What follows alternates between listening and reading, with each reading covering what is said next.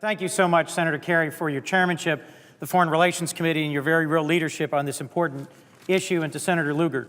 The two of you in combination, I think, have led very strongly on this important issue. Let me just briefly add 2 points to the chorus on this floor today.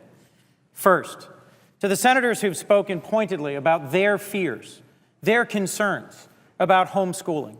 I listened while presiding, Mr. President, to Senator Inhofe of Oklahoma spoke passionately about his youngest daughter who homeschools her kids and about their fears that somehow this convention would hand the power to an unelected group of international bureaucrats to direct the schooling of children in Oklahoma. And I heard Senator Lee of Utah add to that negative chorus a question. He said, "I have justifiable doubts that a UN committee in Geneva can judge the best interests of children in Utah."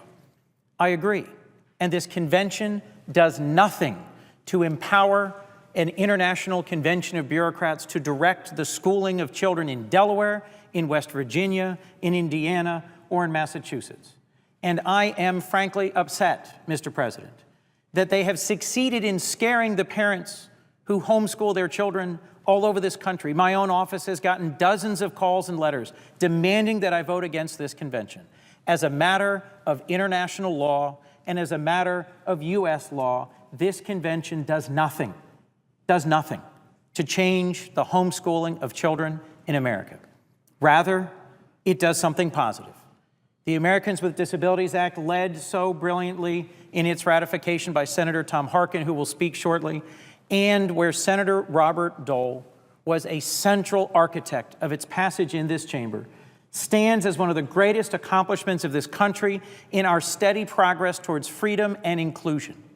And this convention, ratified by this Senate, would allow our voice to be heard in international fora all over the world.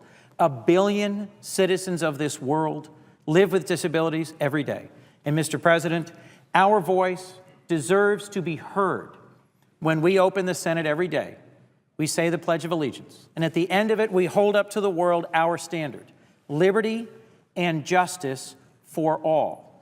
In this country, the Americans with Disabilities Act says we have accomplished real progress towards liberty for the disabled and justice for all. By ratifying this convention, our voice would be heard on these vital issues all over the world.